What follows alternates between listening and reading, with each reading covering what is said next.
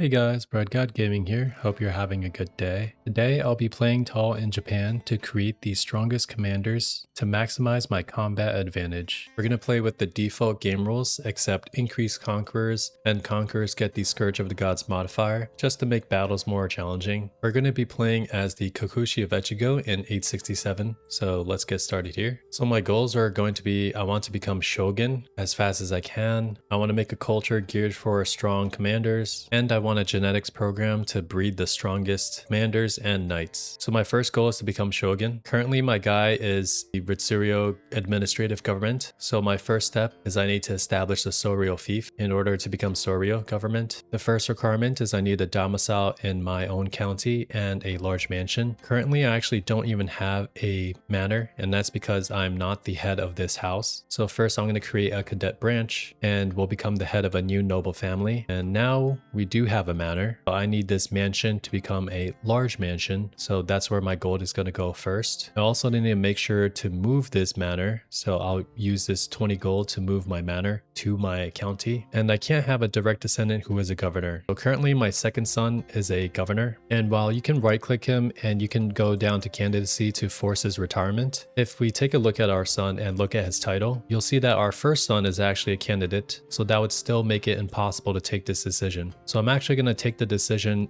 as my first son once I do everything I need to as Kiyohara. For the first thing, let's make sure our title is going to our primary son, and you can see that it's not. So I'm going to right click my son and I'm going to promote his candidacy, and we're just going to auto invite agents to let it automatically fill up. I'm also going to go take the petition the Kanpaku decision. In the middle here, we can ask him to grant house governorship succession. This will give a big boost to my son's score. So let's spend the influence to petition him here. We're also going to get started on the genetics program. So let's find my son a wife with inheritable traits, preferably a level 3 one. We see that there's a beautiful and genius girl, and between the two I think genius is better, and she's not too old. For ourselves, we're going to be doing a lot of intrigue, and we luckily are trained in intrigue. We're not going to care about inheritable traits for ourselves. We just want the person with the most intrigue, and this lowborn person is fine as well. Since we're still a administrative government, we don't really use legitimacy, so we can get married to her. Now let's take a look at our lifestyle, and I want the schemer tree, but I am filled out in the seducer tree. So let's reset our perks, and then I'm going to go skullduggery since I'm going to do a lot of intrigue plots. Let's max out the schemer tree here, and I'll put the rest into torturer. We also want to go to the factions against our liege. Down here I need the install ruling region faction to take over Japan. I'm currently in a block, so I need to become the leader to make this faction. You can actually just leave your block and make a solo faction, but just to show how to take over leadership, there's a button down here where we can claim house block leadership. Of these requirements, the easiest one to fulfill is probably the first one, which is that we are landed, but the house leader here is not. We can all right click this guy, and in candidacy, there's both a forced retirement, which if you spend influence in gold, you can make this person retire. You can also go for request retirement. This will be using influence against your Kanpaku or your ruling regent. It's probably easier for the other one. However, there is 5 years until I can assume leadership. So in the meantime, I will just fabricate a hook on him. The other thing I want to do is I want to abduct my Kanpaku. Because this guy's health is poor, we probably want someone who's healthier. Let's check the first guy. He's old, but his health seems fine. So he probably has a few years to live. So let's just get started on abducting this guy. Let's also go to our council. Let's make sure our spy master is the best one, which he's currently not. Let's replace it with this guy, and then we'll ask him to support our schemes. We're gonna pass a few days until we get married, and we got married, so now I'm gonna swap my wife's task to court intrigue, and now we have an impressive 39 intrigue. So if we look at the schemes, this one should definitely be successful. For the abduction, looks like we need to manually add people. Okay, so now the phase is 41. I'm pretty happy here. I won't spend more resources. So now let me just focus on this petition scheme. And we failed the initial petition. We do have a chance to spend prestige to try to convince him otherwise, so let's do that. We can either do a learning challenge, which is impossible, or thankfully for our intrigue, we have 57% chance to succeed. Looks like he's still unconvinced, so that's why we have to use this promote scheme. That way we can ensure that our son is going to be first in line. Luckily, our son is still first in line, but just to make extra sure, let's also influence his candidacy, and just make sure that the title that you're influencing it for is your own title, because currently it's Matsu and ours is Echigo. So let's scroll down for Echigo. There's Echigo, and then we're going to spend a little bit of influence and just to make sure his candidacy is secured. In the meantime, let me just watch my Kanpaku's line of succession just to make sure the guy that I'm abducting is still first in line, because I don't want to abduct someone who won't be next in line. So I waited a couple of months and now our chance to fabricate and abduct are maxed out. So let's try out these schemes. All right, cool. I got a weak hook in exchange for some prestige, and let's try to abduct the next in line for Kanpaku. All right, perfect. So we got him in our jail. Now let's actually murder the current one just to make sure that we have the next Kanpaku imprisoned. Finish this scheme, and I'm just going to wait for enough gold to upgrade our manor. So in the meantime, my promotion scheme is finished. So let's do that for my son. All right, excellent results. So now just to make sure, he's definitely going to be first in line. After a few days, it looks like our prisoner has gone down. So let's actually get rid of these other guys. All right, so we're at 15 scheme advantages. I don't want to spend more time here. So let's try to get rid of this guy. All right, so that one was successful. Now I also got a notification that I got a grandson, and I'm gonna want to go down south here and go to these islands. These islanders have a different culture, which is also Japonic, and we actually want someone of this culture to be in our court. So I'm gonna look for someone who is of that culture and who's relatively young, like this girl here, and we're actually gonna abduct her for our own court, and we'll see why in the future. It looks like the person I abducted is really far away, so let's just murder this Kanpaku. There's our prisoner over there. So let's abduct the current one. So the chance is pretty good. I'll just probably save up a couple of advantages to boost this chance. It's also been 5 years now. So let's actually right click this guy and let's force his retirement. And we can use that hook and this will be 100% chance. All right, now he's my rival, but now I can claim block leadership from him. I am on poor health, so let's actually go to the learning tree and we're going to go for medicine focus. And thankfully our health is fine, so we should have enough time to finish this scheme. We also have enough gold, so I'm going to go and upgrade my mansion to a large mansion. And it actually looks like the cost went down by quite a bit. So with the excess gold, I'm going to start building my holding. I'm going to prioritize buildings like the trade port for the development growth. We're also pretty lucky because our intrigue's really high. He's actually offering us to become the spy master. So this should really boost our abduction chance. There he goes, basically maxed out there. So I do want to get another thug to just increase the max chance. So let's offer a hook for ourselves. So now that is 95%. Let's abduct him. All right, excellent. So let's wait for this abduction to finish. I became infirm, so my health is back to being poor. So instead of waiting for 20 advantages, let's just see if we can abduct this lady here. All right, great. So we captured her. So let me negotiate her release, and then we're going to recruit her. Now that she's recruited, let's go to our grandson, and then we're going to have her educate him. So let me scroll down, and there she is. And we're going to convert our grandson's culture to her culture. This will help us have a single county culture, and this will speed up our research speed by a lot. Okay, so everything I wanted to accomplish as Kiyohara is complete. So we have the Kanpaku as our prisoner, we have the correct person educating our heir, our grandson, and we also have the large mansion building in the manor. So I'm actually ready to die. Now in the decisions, you might think that you could just take the in search of pure land, because this will let you immediately play as your heir. However, if you take this decision, then all of your prisoners will disappear. You can only keep your prisoners if you die, and then let your heir inherit that way. So now I'm going to purposely get stressed. Unfortunately, my current traits don't have any easy avenues for me to gain stress, so I'm just going to have to hope that I die soon. But we didn't have to wait too long, we died just a few weeks later. So now we're playing as my son, and if we check our prisoners, our liege is still in our prison. We're still the head of this block. So first, I'm going to take the established Soryo fief decision. You have to turn Soryo before you take over the title of Japan. Otherwise, you will take over the title as Ritsuryo, the administrative government, and it'll be much harder to turn yourself into Soryo. So let me first establish the Soryo fief. If we go to factions against my liege, I can create a ruling regent faction for myself, and I can immediately press the demands. He's going to probably reject it, and now we're going to go to war. But because he's already in my jail, then we're going to instantly win. So now we can take over Japan. So we gain 200 legitimacy, and we also get a dynasty banner. So just like that, within 7 years of game start, we've taken over Japan, and we are the Daijo Daijin. Now from here, to formalize the shogunate, we need to have high legitimacy, high fame, and we need to have level 3 crown authority. Now the problem with starting 867 is that the culture is currently still in tribal, so we don't have the royal prerogative innovation yet. My current guy probably won't live long enough for that, so our job will be to just suppress factions and keep our power. One main reason why these guys all dislike us is because we have low legitimacy, so we definitely want to have a lot of activities to improve our legitimacy. One of the best ones is actually a funeral, and we can host it for our father.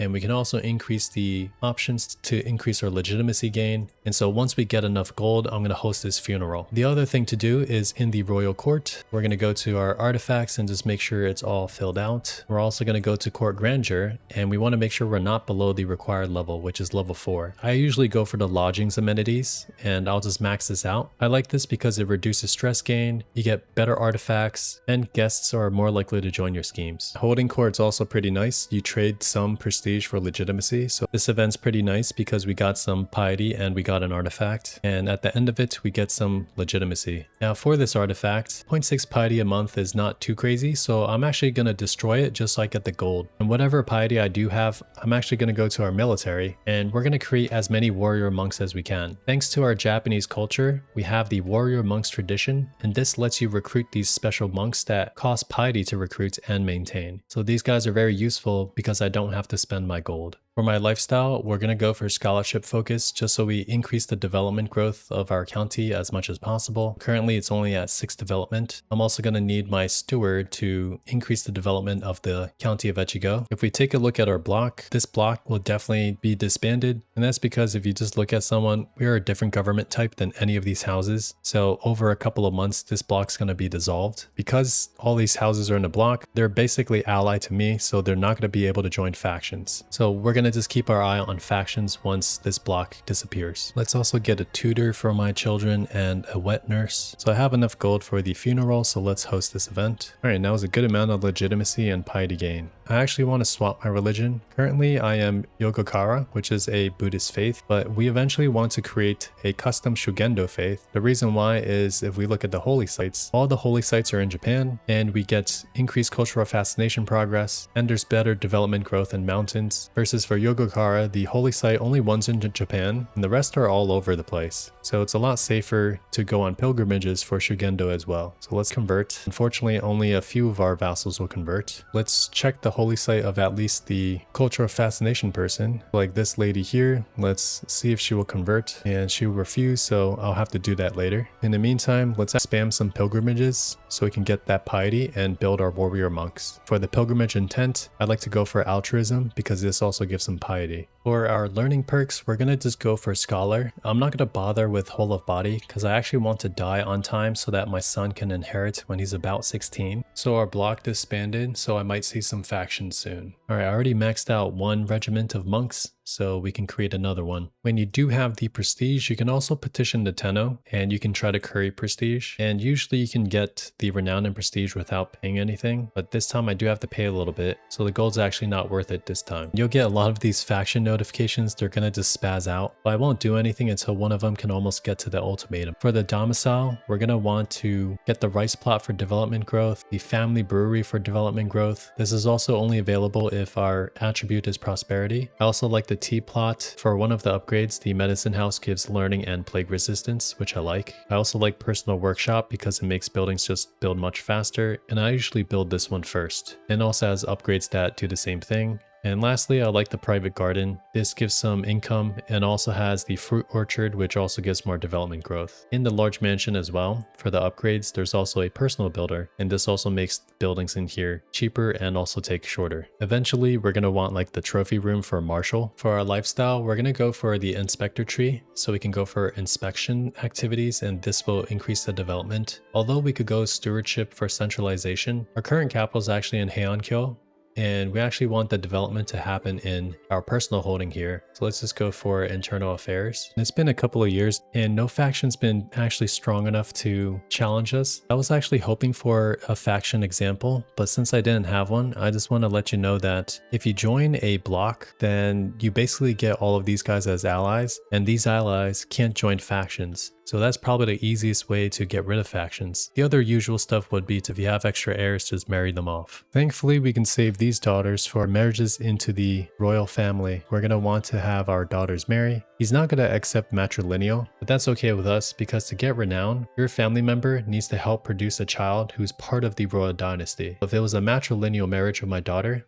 then it will actually be part of my dynasty and not part of his. There's also these two bottom modifiers here that are pretty massive. We can circumvent these by taking the petition to Tenno decision and asking for a royal marriage. So it looks like he's accepted this petition, and this time if we try to do a marriage, let's do our daughter. He'll accept, but let's try someone who's closer in age, like this boy down here. So those bottom two modifiers are gone, and we get replaced by this plus 50. So now the acceptance is positive. So let's send that proposal. And my son is also of age now, so I'm actually ready to die whenever. And we did get our first Dynasty Legacy perk. So in terms of Dynasty Legacies, since I want a genetics program, I'm going to max out blood. Then because I want really competent commanders and knights, we're going to want to max out kin or graceful aging so that there's no prowess loss from age. The next perks I would say in order would be you want the first perk in elegance just so you have good plot cohesion, which we thankfully already have. Then I want heroic 5 down in history just so I could build this legendary watchtower. This will increase the size of our men-at-arms, it will boost our men-at-arms, and it will increase the fort level. We want warfare all the way up to 5 because that just helps our military. We also want law 5 for the 5 defender advantage, and I also like legitimacy 5 for the level 5 education. I'm not sure if I'm going to be able to get all of them, but I'm going to try my best. So let's get things started with noble veins. This will increase the chance of inheriting and producing new good congenital traits. Alright, we became infirm, so we're probably going to die soon. The other thing I'm going to do is I want to create 2 stacks of mounted samurai,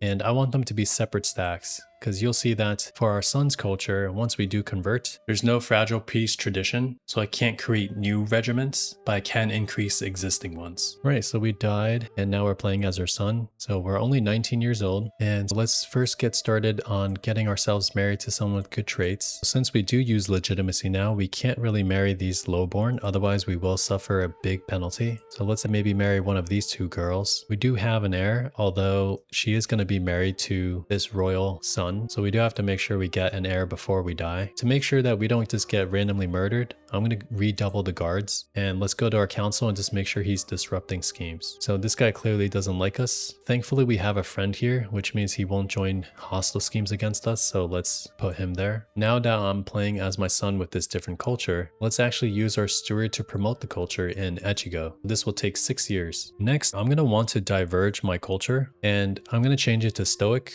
Although bureaucratic has the better bonuses, we're going to eventually want stoic for the defender holding advantage, and this should just help me in the short term against any of those conquerors we're going to fight. For the traditions, we have 3 traditions that are based on trade ports. We're actually going to keep dexterous fisherman because it increases coastal advantage, and we'll keep maritime mercantilism for now because it increases taxes. Water rituals also gives us some learning experience and more diligent trait, which is nice. I'm going to swap seafarers, and we're going to want to replace it with hill dwellers. This will make it so that there's increased development in hills and reduced costs for building in hills. It also makes it so that the vegetable fields, which is the hill farms, it's going to unlock the first 4 tiers of windmills. So that's super good for developing tall. And if you look at Echigo, if you press Ctrl G, 3 of these baronies here are on hills. So hill dwellers will really boost the development growth here. I'm actually constructing a city here currently. We're going to want to build castles for the other 3 holdings. For our lifestyle, we're going to do a lot of research, so let's go for the scholarship focus. With this son, we probably can formalize the shogunate, so I'm going to want to work on getting exalted among men prestige, and I'm going to try to reform my faith. For my custom faith, we're going to have unrelenting faith for the prowess and the faith hostility advantage, megalithic constructions for advantage and also development growth, sacred murder for prowess and also advantage as well, equal inheritance, fundamentalist just so I can revoke from hostile vassals, mandatory pilgrimage just so we can have extra bonuses for our piety, I'm going to have unrestricted marriage because that's needed for a genetics program. Legitimization because I've always found that when you have no bastards, it gets a little weird with extramarital children and having different faiths. So I find legitimization makes it easier if I need to get an heir legitimized. I leave the criminal stuff the same, but I just swapped witchcraft to virtuous in case I can become a witch, then I can form a witch coven. I have temporal clerical appointment just so we have the best priest, sky burials for the disease resistance, and I'll allow clerical marriages. So actually the cost is already being reduced because our current ethos is spiritual. So I'll reform my faith first before I diverge my culture. Eventually, we're also going to get the profit perk, so that also reduces the cost by another 50%. So let's just start spamming pilgrimages. So this faction was finally large enough to actually fire. Good thing is that all of the vassals are all spread out, so you want to pick off their armies before they can get together. All right, we destroyed a bunch of armies, and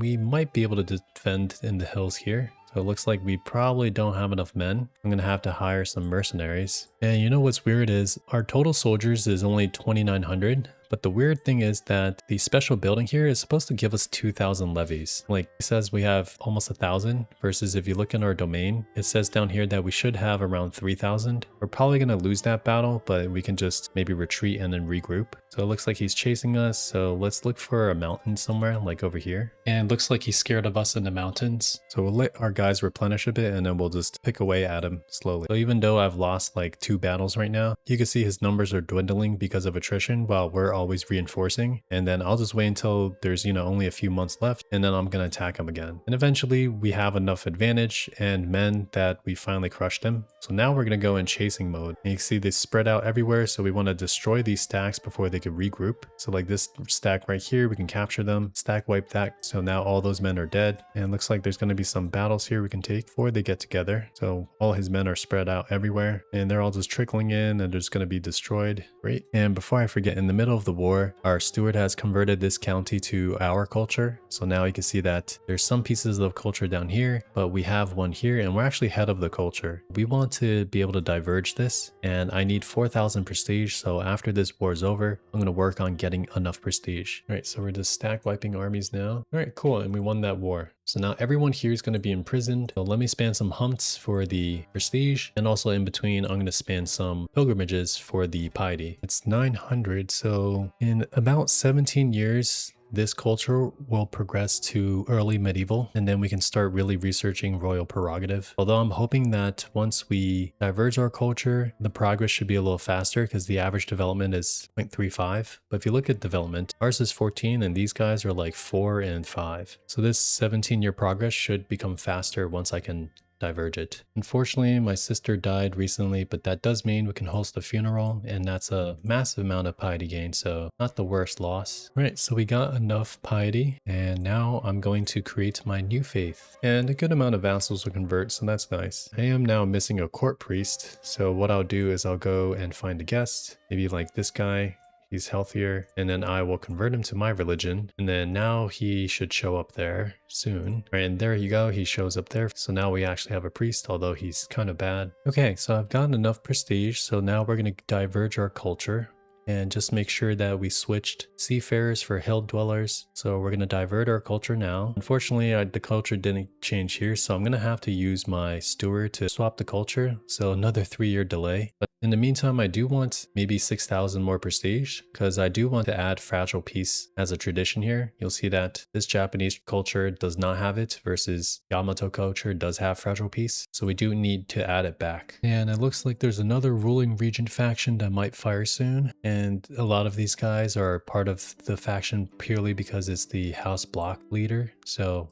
actually it's funny, you can just join the block, then it will just delete this faction. So let's just watch it happen. So there you go, that faction's gone now that he's our technical ally. All right, my guy has finished switching the culture, so now we are the culture head, and now it should take just a couple of years, so like 8 years until it progresses to early medieval. So let's get started on researching royal prerogative. I do want some of my other sons to actually be taught by someone who's Yamato to convert their culture. Like this guy's Yamato, so I want him to convert culture. Because the thing is, I do want to give some of my kids some titles. Like if I give him this title here, we'll get some renown. But once he does have that title, because he has Japanese culture, he's going to probably at some point change his county that he's ruling into Japanese culture. And I want to keep our culture nice and tidy with just one county that only I own. So if I'm going to give any titles to any one of these children, I just want to make sure that I want to convert their culture to someone else. So let's host a grand tour. This is one of the best ways to gain a lot of prestige. And we can pick some of the vassals who dislike us so that we can get some opinion with them. In terms of holdings, after I've built a city,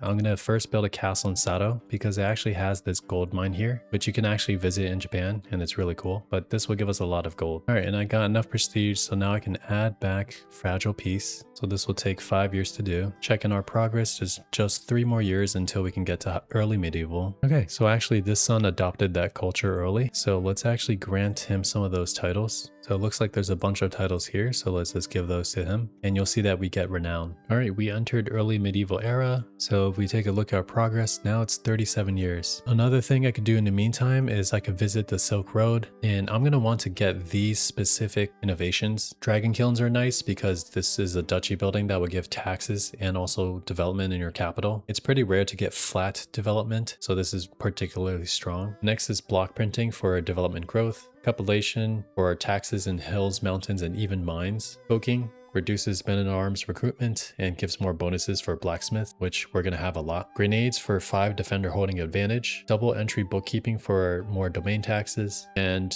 maybe rocket carts, but this is late medieval. This also gives 5 holding advantage. Once you do arrive at the Silk Road area, it's going to be a learning and stewardship challenge. And we have a 99% chance because our learning and stewardship is just really good. And here's a table with success chance. It'll be maxed out with 45 or greater combined skill. And that's going to be added into the tribal era. If you scroll down, you'll see there's dragon kilns there. And here's an example where my daughter gave birth to a child in the Yamato dynasty. So now we got 100 renown. So now that every of my daughters is coming of age, hopefully we can farm quite a good amount of renown. It's only been a year, and here's another 100 renown. All right, we finally researched royal prerogative in 951. So now I can increase my crown authority to level 3. And once I return from traveling, we will formalize the shogunate. In the meantime, I'm going to get to work on battlements. Alright, now that I'm home, I can formalize the shogunate. And we're going to gain a lot of dread, legitimacy, renown, and fragile peace will be replaced by Bushido. And also every Ritsuryo vassal will adopt Soryo government. So if we take a look at Bushido, we can also recruit samurai, which are heavy infantry. All of our vassals must promptly pledge loyalty when the decision's available. Martial education gets prowess, and you also get opinion bonus from high prowess. When we establish the shogunate, we can also take the move the Miyamoto court decision, and that will increase the development level by 20, which is crazy. And it will also get more development growth for 25 years. So if we look at Japanese culture, battlements will take 25 years to finish, but once I increase the development, then we've jumped from 21 to 41. You can see it shaved off 5 years of time. So that was insanely good for our research speed. Now that we are shogun, we really shouldn't get any vassal factions anymore. So now we can freely build tall, and I'm going to work on fleshing out the rest of my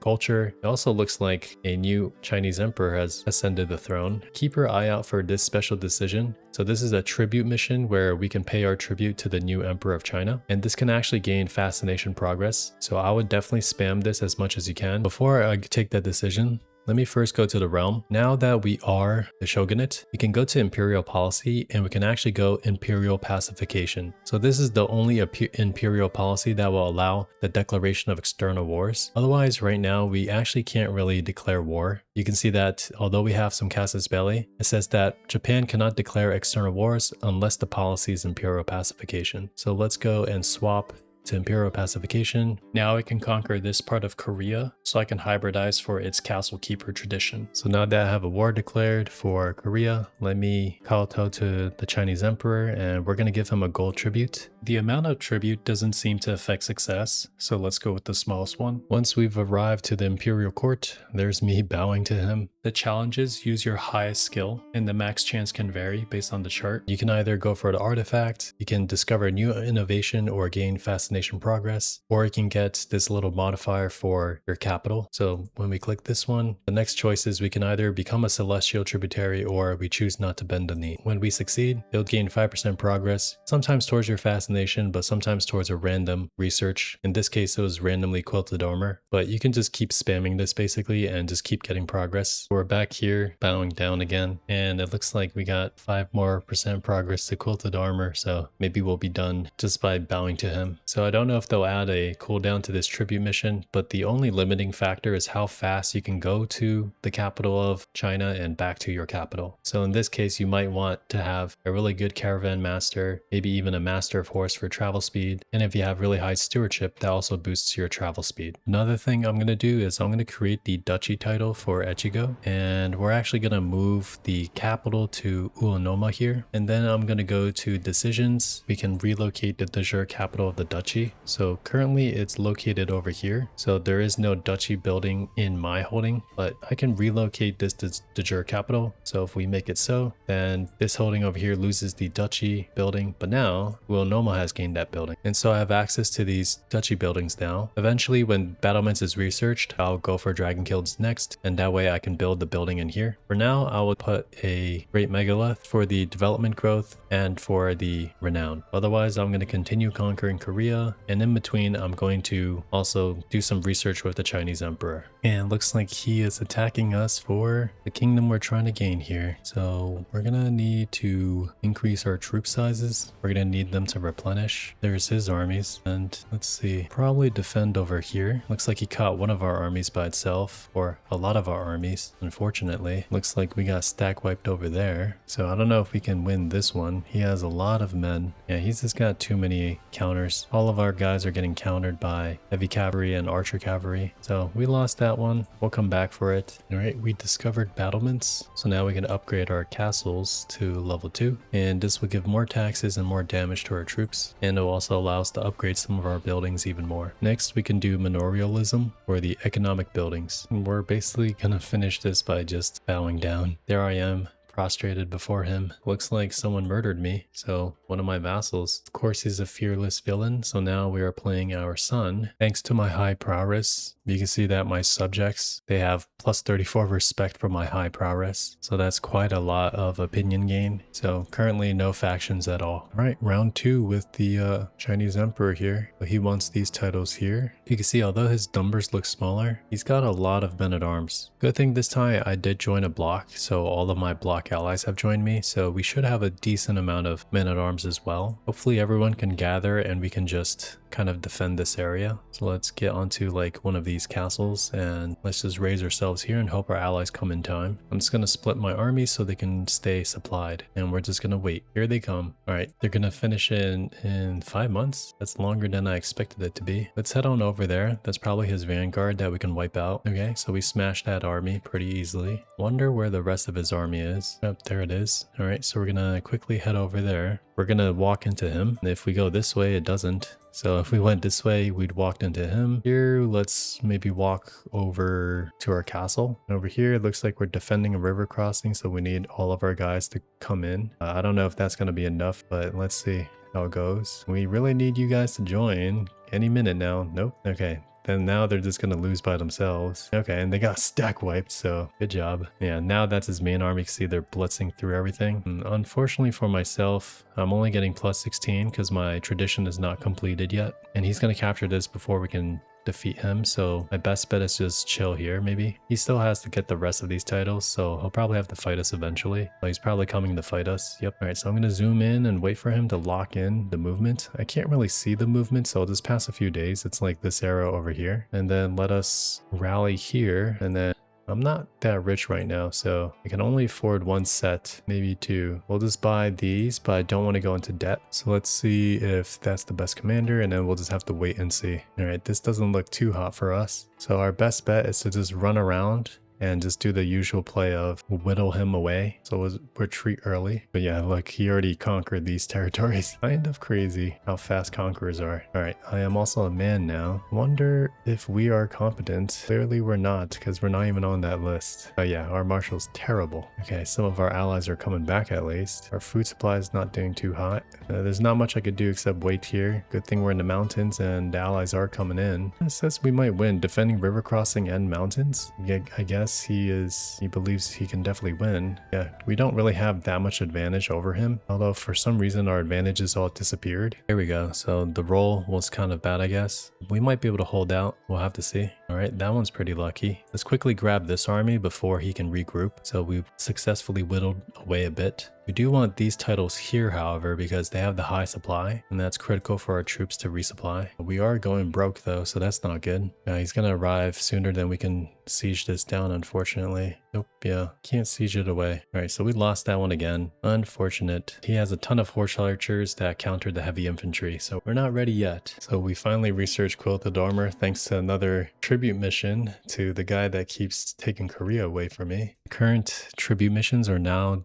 going for my primary fascination, so this is gonna make it speed up really quickly. And I've finished researching manorialism, but now that it's complete, we can now get our hill farms to level 4, and this will unlock the ability to build some windmills. So our development's 46, which isn't too bad, but it should pick up speed from here. Manorialism also makes it so we can upgrade the large mansion, and finally we can progress on our buildings in the domicile. Alright, and we also researched dragon kilns. So I'm going to come to my duchy here, and I'm going to swap it for a dragon kiln. You can see that it gives flat development growth all the way up to 0.6, and it gives a pretty good amount of tax. And for the next research, we're going to do magistrates just for the building slots. So we vassalized a few people, and because I made my faith fundamentalist, these guys are hostile. That way I can revoke these titles since we won't be viewed as a tyrant. And since we have a level 4 vegetable field, then you'll see that we have access to windmills. And windmills, even though we can only build to level 4 right now, it's going to give a massive amount of development growth. So this is a quick way to pump up our numbers here. For the jure of the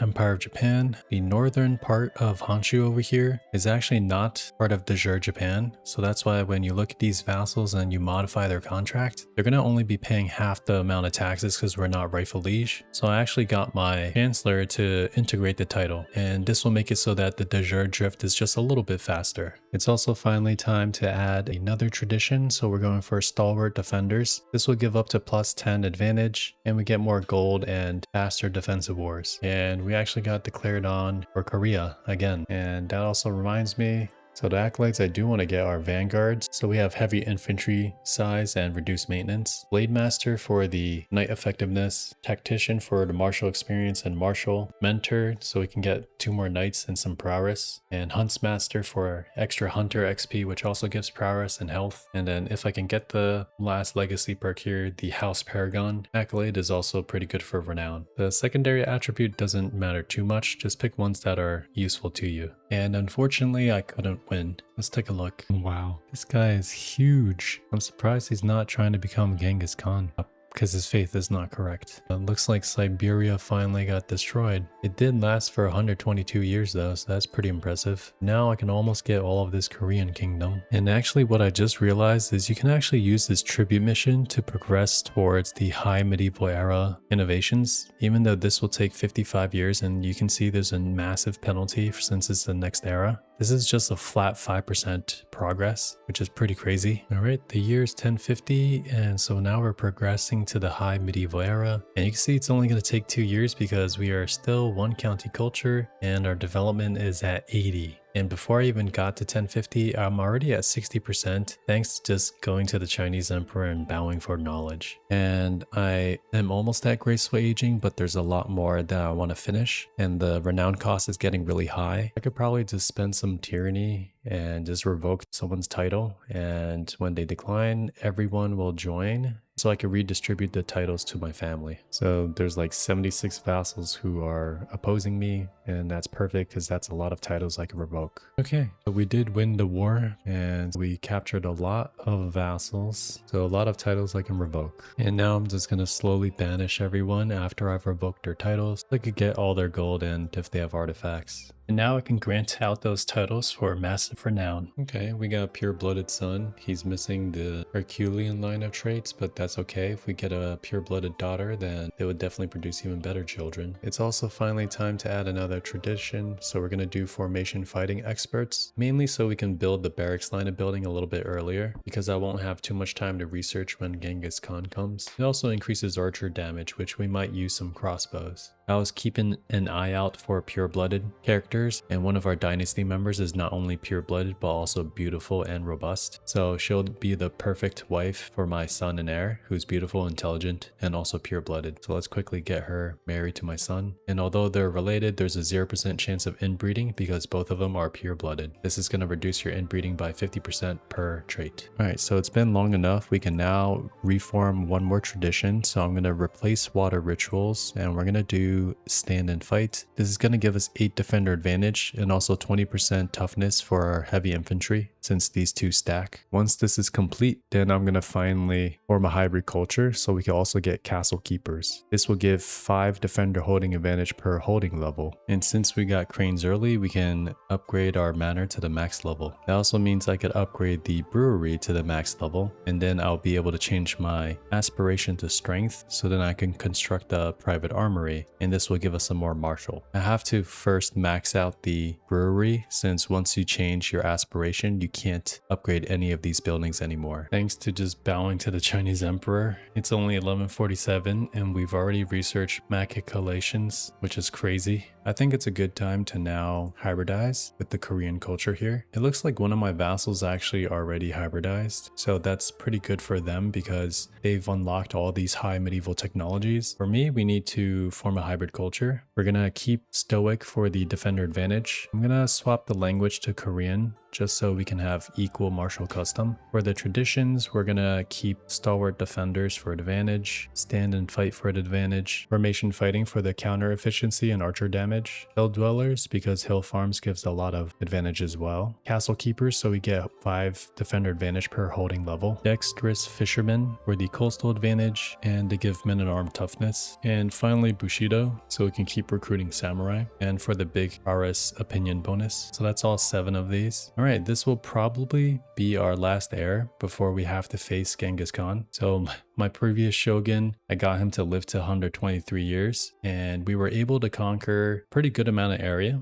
And it looks like some of these conquerors over here have gone really crazy. Like this empire is just massive. The Byzantines are gone. The Oghuz over here are pretty big too. China is okay. They're not a conqueror anymore, so it's good for me. For some reason, there's always been the ugliest, most possessed emperors. Even some children without the trait just look like they need some help. Right now, I am the 1-year-old shogun and I already have 40 prowess, and that makes it so that most of my vassals have plus 60 opinion for me. So I really shouldn't get any factions because most of them love me. All right, we're gonna test how strong our commander is. Right now we have 64 martial thanks to level 5 education, and I've already completed all the martial trees, and we get a bunch from our domicile buildings. And my wife also has a lot of martial, and I have her supporting me in chivalry. For our military, we have 12,000 samurai, 6,400 crossbowmen, and there's this nearby conqueror who doesn't have that many men. So maybe let's see what the smallest stack of men I need. Take out this guy. We're gonna raise just my men at arms. Oh, and here is Temujin. He's getting ready to conquer, so he is spawning right here and he's already conquering this entire empire, so we'll face him soon. Now let's try to fight this guy. So I have 82 advantage. That's insane. All right, I don't think I need all 18,000 men. Maybe just 1 stack of samurai is all we need. We'll keep our knights, maybe 2,300 men. I wonder if this will be enough. There he is. Okay, so he's coming to attack us with his entire army. We have just 2,000 samurai, and our advantage, it says 79 plus 10, but I occupy this tribal hold, so I should have some more defensive advantages. So let's take a look.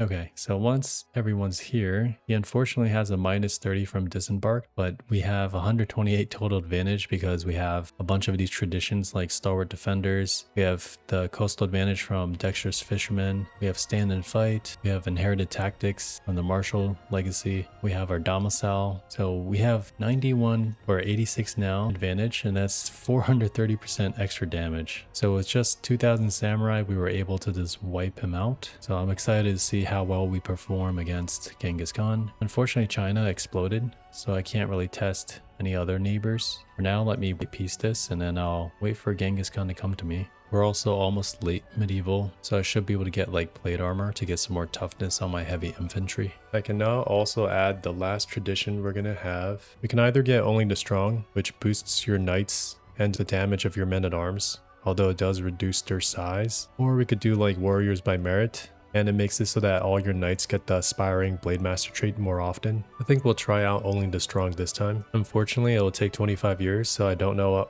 if I will have time before we have to face like Genghis Khan. And my block is massive at 72 houses. Most of them were actually my dynasty, and that's why they get extra 0.25 cohesion from dynastic duty. But this makes it so you can actually keep very high cohesion with a lot of houses, and our military strength together is actually insane. I might have to like leave this or purposely destroy it. If I get attacked, then all of my vassals will join me in a defensive war, and I don't want that. It looks like a conqueror actually conquered Genghis Khan, so took away a lot of the land that he had. So Genghis Khan is coming to fight us, but he's not that strong right now, so unfortunately I won't be able to really push the limits, but let's just fight him and see how it goes. So we do have some holdings here that are bordering him. I'm hoping that we can just use just our men-at-arms. The only downside is my block is going to come and join me.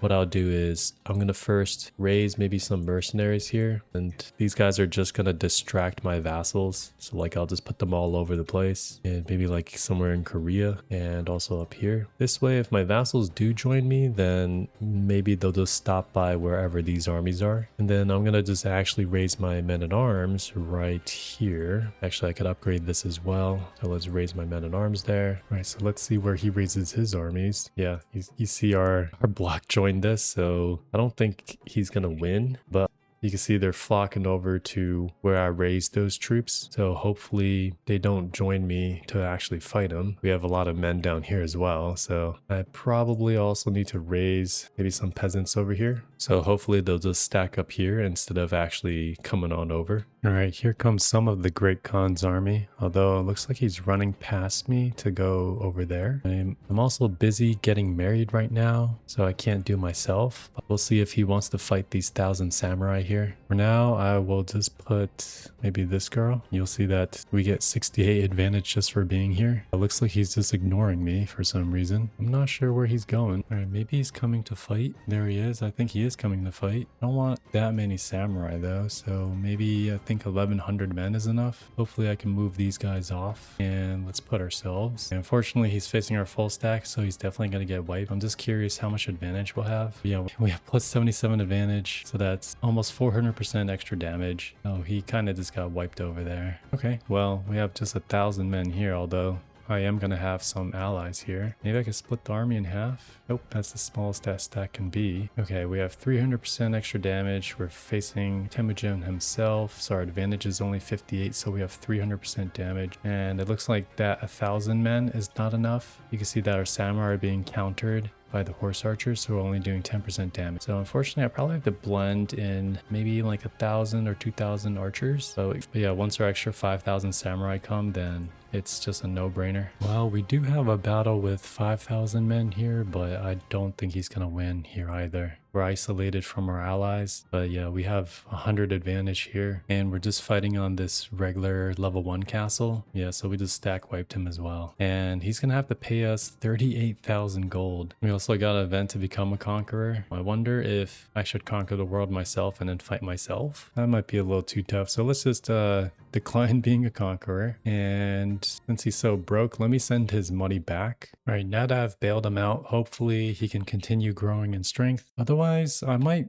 just try to fight myself. Looks like Temujin died, and unfortunately I think I obliterated all of his special troops, and they don't replenish on inheritance, so I don't think we're gonna be able to have a cool fight. If you just sort the rulers by military strength, we're like triple the next guy. Alright, I'm gonna try something crazy. So this little duchy slash kingdom of Raoul over here, I've developed everything to be super defensive. So I have marches for the defender advantage, I have earthworks for defender advantage, hunting grounds for advantage, and also even the hill farms also give advantage. I also got one legendary watchtower. I got a notification that I'm about to die. So what I'll do is I'm going to leave the Shogunate of Japan to my primary son, but I made this daughter my favorite child, meaning I could play her afterwards. And I'm going to grant her this little kingdom over here. So she'll inherit this entire thing. We're going to try to rebel against her brother. Since in this world, like, I totally got ruined where my Genghis Khan, he got his title taken over and he's no longer the Great Khan. I didn't even get an event that the Mongol Empire was destroyed. I think the Conqueror trait makes realms get really big, but it actually doesn't make them strong. What you actually have to probably do is in the game rules. I think that just having conquerors is not enough. I think I also need to maybe go down and increase the realm stability so that the realms that they do form stay large and they could build their power. Because right now I'm pretty disappointed with the competition. So the only competition I want to fight is myself. Although since I'm in a block, I don't think I can handle almost 500,000 troops, especially if most of them are men at arms. And everyone has my culture of being like super good at defense. So we'll see if this daughter can handle it. I'm also going to send her a lot of gifts so that she has enough money and resources to pose a challenge. Let's also modify her contract. We'll give her the most favorable contract. So we'll reduce the taxes for her and we'll give her a March contract, which gives her control territory advantage. And we'll also protect her from title revocation in case we do lose and get jailed. So we'll modify that before we die. All right, so we've died. I want to play New Destiny. I'm going to play my daughter. Let's continue as her. Next, I'm going to want to build up my military. And I also have to work on getting my own accolades again. We're also going to just go for pure chivalry. There's also this pledge loyalty to my brother. This is actually perfect because I can tell him to wait, and this will give him a just reason to imprison me, and I want to have a defensive war. So I fully built out my manor. I have the Grand Armory, so I get Marshal per level of fame, and I have the max level of fame. I have the Guard Watch House for Defender holding advantage. I have 78 Marshal from level 5 education. I have all 3 trees of Marshal complete for a genius, and my spouse has also a massive amount of Marshal, so I'm getting a lot of bonus from him. And here's the Grand Armory and the trophy room from our manor. So with that, we get hugely reduced maintenance. We get a lot of extra knights, and our army is extra tough. I've also done as much as I can for our knight effectiveness. We have some from the lifestyle perk. We have some from the council task, from our culture and culture tradition. This is the level 5 Dynasty Legacy. We have 2 Dynasty Legacies here. This is because of Sorial government. We have an artifact. We have a warlike court. I have a master of the horse, and 2 big ones are from the trophy room, which gives knight effectiveness per prowess, which our prowess is 78, and household retainer, which gives prowess per martial skill. And we have 50 knights. A lot of it's from a martial, but part of it's from our court grandeur being higher. So because my realm is just this small kingdom here, the expected grandeur is only level 1. So since I have it maxed out at 10, that gives us a lot of bonuses, including a massive amount of lifestyle experience gain, 4 knights, a bunch of renown, and much cheaper mercenaries. For my men-at-arms, I have 1 stack of house guards, and I have 5 stacks of crossbowmen, and we have 4 stacks of samurai. And you can see their toughness is quadrupled basically, mostly thanks to our martial. I've buffed their damage as much as I can. So our total military count is about 18,000 men-at-arms and about 11,000 levies. Some other small bits would be, I have like the smallest block ever. So it's just me and this one other house who only has like 266 troops. I specifically found someone who is not landed. This way I could still get the max bonuses from the block. With level 3 concerted cohesion, we get 1 extra regiment and we get 2 advantage from commanding our own armies. For the master of the horse, not only do you get more knight effectiveness and knights, one of their tasks also makes it so you get more advantage when commanding your own army. Okay, so that's my status report on me. For my liege, it looks like her marshal's like half of ours. For her subjects, I think we are literally the most competent marshal. So the next most competent would be this 36 guy. She's got about 93,000 men, of which about 20,000 are men-at-arms or mercenaries and special soldiers. She does have a huge stack of money, so she might hire a lot of mercenaries. She's still a tributary of China, which is now a conqueror, so we're surrounded by him, so maybe he'll attack us and we can fight this army as well. This army is also like 20,000 men-at-arms. For now, let's just press our independence faction. We'll just press the demands and see how this battle goes. All right, so the Shogun doesn't like that, so we're going to start the independence war. Now, I'm technically the attacker, so unfortunately I have to go to her. The only good thing is there is this one county right here that I could take over just so she's incentivized to come to me.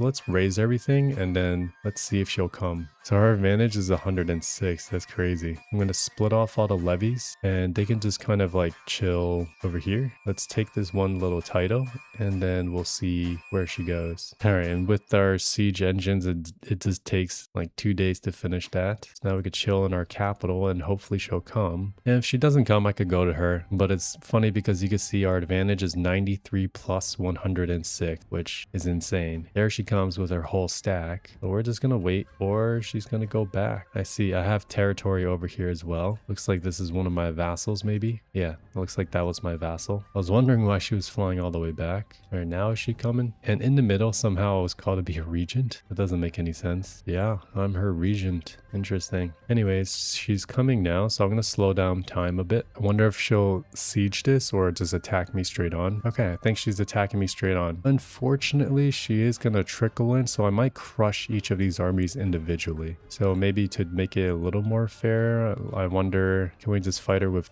maybe just the samurai? Like 7,600 samurai? We might lose that though. Okay.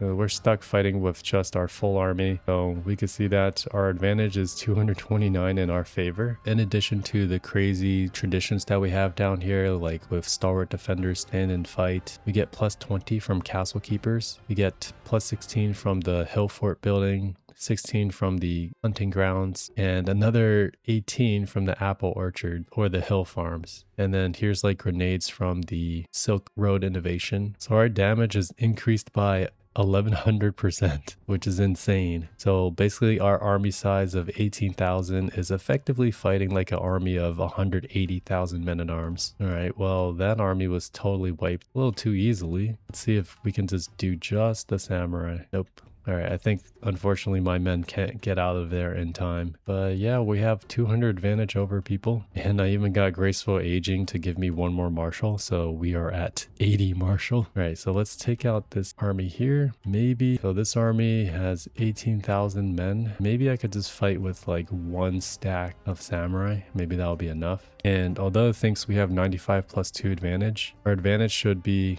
a little bit higher than that. It's actually 150 because it doesn't count some of the traditions. All right, so that was pretty easy. So all right, so we won this, so we became independent from the Shogun, and we have a truce for 5 years, after which I could just retake Japan. And you can even use this offensively, so like let's attack this conqueror China. Let me maybe grab like Gobi up here. So I think we could probably handle him without our levies. So let's just raise our men at arms. And to use this offensively, as long as you can blitz one of their holdings, then each holding that you attack, like this holding here, you're going to gain the defender advantage from the building. Okay, here we go. He came to me. So let's see how small we can be. Oh, by the way, he's a conqueror. So since there's Scourge of the Gods, that means his siege weapon is insanely fast. So this only takes days, even though the fort level is really high. I might have to just defend from here. I wonder if we can just take him out with a small army. So maybe we could do like just one stack of each, like just the house guard, crossbowmen, and samurai. And maybe that's enough men. If not, I'll send the rest of them in. Okay. You saw that I almost took this over, so I would have lost all those defender advantages. This guy, his advantage is really bad, so we're back at 225 advantage. So that's 10x the damage. But his armies are all coming in, and this one's not as impressive, I guess, because we're only a fifth of his size. Maybe I should make a stack a little bit smaller. We totally stack wiped him. Maybe I should take one of my stacks and I'll decrease the size. Maybe like this samurai stack. Let's see if we could do it with just like maybe like 800 samurai. I also just stayed in chivalry focus, but if I have a little more time, I could also go for learn on the job, and this will give 20% of my counselor's primary skills. So if my Taisho has 35 martial, then he'll actually add 7 martial to me. So I could get really close to 100 martial. Okay, so here's that stack of 800 samurai. Let's remove ourselves from here, and then let's see if we can just win with just 800 samurai. So it says we might lose here, but I usually don't trust the ones for when you're a commander because it's not always accurate. Like it thought we were going to lose, but we have 165 advantage in our favor. So I'm pretty sure we're just going to wipe this stack. Yeah, so we had like 800 samurai. We only lost 7, but we slaughtered like 3,000 men. Let's come on and defend over here. And same thing, it thinks we're going to lose, but I'm pretty sure we're going to win. We're going to probably have like 200 advantage. So we have 200 advantage over here. Again, that means we have 10x the power. So we have 8,000 men versus their 8,000, but we're all samurai that are buffed. So even though I have 200 advantage here, we've been losing because all of our guys are being countered. So they're only doing 10% damage. So even though I have 10 times the power, it basically is the same as 800 men versus 6,000. So we're going to have to send in one more stack. Wonder if they can hold out until reinforcements. Yeah, they held out until reinforcements arrived. So we were able to turn that around. So they were able to come in at the end and didn't kill as many, but these 800 men held out for a long time. And that's probably because they have a massive amount of toughness. So there's a lot of damage that we could soak. All right, now we're ready to retake Japan. So let's show how our build can be used offensively. Let's raise troops and we'll head for Sato Island. And it looks like China's attacking us as well. Because he has Conqueror and Scourge of the Gods, I'll actually hold off on traveling to Japan. I'm gonna just hang out here. Otherwise, he's gonna be able to rapidly siege down my entire kingdom. So let's just wait for him to come to us. All right, there he is. He already conquered 2 places while I was waiting for him to come. Let's wait right here. Massive advantage. Stands no chance against our armies. All right, and here's another nice factor. With Stalwart Defenders, you have plus 10 defensive war peace acceptance. And with your martial perks of Peacemaker,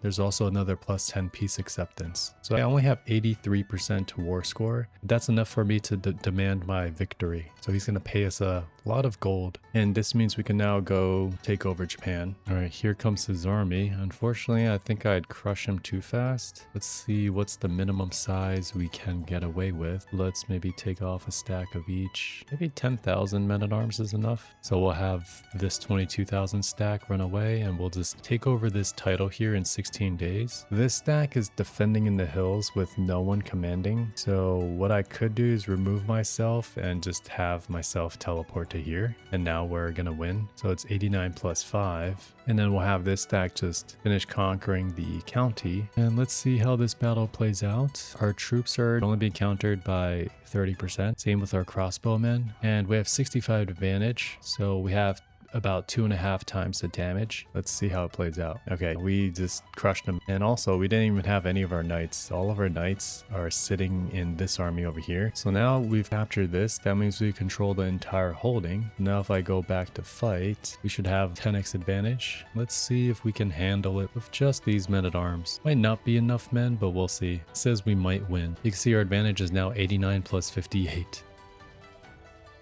Okay, that army just disappeared. It was only 900 men. Alright, so here's another battle. It's just gonna be our men-at-arms, no knights. So let's see how this battle plays out. So 144 advantage, that's 720% damage. And we have just enough men-at-arms that they're not being countered too heavily, so they can actually still deal damage. See if we stack wipe them. All right, there we go. So here's a little stack wipe, 7,300 to 49,000. So it's not as impressive as if we just stack knights, since knights can't be countered, so we don't have that damage penalty. But because we have the Japanese governments, we can't hold that many holdings. You can't stack that much knight effectiveness. So I think it's a little easier to just stack the culture so that you have all the advantage, and then build your typical men-at-arms army, and then focus on making your ruler a really competent commander. Alright, so we've reclaimed the Shogunate of Japan and all the territories there. We are no longer the tributary of China, and in terms of military strength, looks like one of our vassals is temporarily stronger looking. Well, that's because he has like 46,000 mercenaries, but our total strength is still higher. But the only strong people would be like here in the middle. These are all the conquerors with their bigger armies. And actually all those conquerors almost turned the entire world Muslim, so that's pretty impressive. So although we took over the empire, you can see we have respect plus 130 for high prowess, which is insane. Our prowess is just really high, and thanks to our graceful aging, we will never lose our prowess over time. So we'll always have this massive 130 opinion modifier. So yeah, Bushido is really nice. I also noticed that China's attacking this guy, so I can just troll China again. If I just take this over first, then he'll have to fight me afterwards. Looks like he wanted to fight me early, but even our levies just destroyed him. We just have peasants fighting his men-at-arms, but our peasants were beefed up by my leadership. All right, here's China's huge army coming in, and we don't need our whole army. Maybe I could just bring my house guards, although I think they'll be countered. Let's just try for fun. Just me. Yeah, we'll probably get destroyed over here. Let me see if I can maybe grab like a band of crossbowmen maybe. Yeah, even though our advantage is decent, we're gonna get crushed. I'll send them in. Okay, now we're just gonna destroy them. And again, because men-at-arm countering depends on the size of the type, so like there's 6,400 heavy infantry, so we're actually only suffering a 1% penalty. But if we only had 1,000 of these samurai, then they might be suffering a much bigger penalty. So it is hard to